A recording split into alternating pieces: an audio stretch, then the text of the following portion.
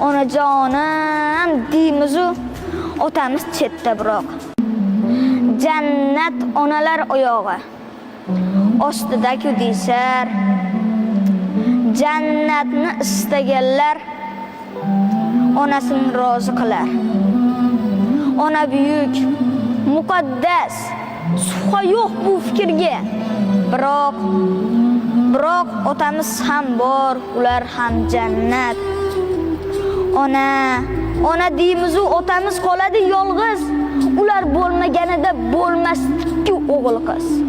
Bu ko'rkam zamonlarda ayol aziz mukannam, erkaklarga so'z qolmas, go'yo emas-ku odam.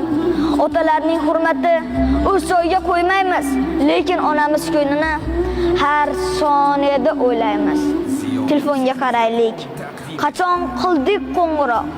Onajonim deymiz-u otamiz chetda biroq. Lekin shunda ham bizni teng ko'radi otamiz, lekin mehri teng emas, ona butul hammamiz. Bolalikda, so'xlikda biz uchun bor bo'lgan. Uyga sosibgina isnon olib kirgan.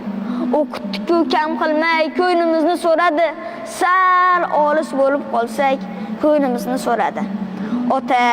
Ona davlatdir, bu qadarki foydamiz. Qirolicha onalar-ku, sultonlar-ku otamiz. Sulton bo'lmasa davlat bo'lmay qoladi. Onani ona qilgan aslida otalarimiz bo'ladi. Ikkisin teng ko'raylik. Ona borki hayot bor.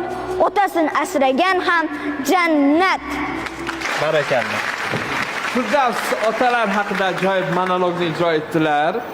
Firdavs hech qachon bo'sh kelmang va sizga sovg'alarimizni topshiramiz. Marhamat.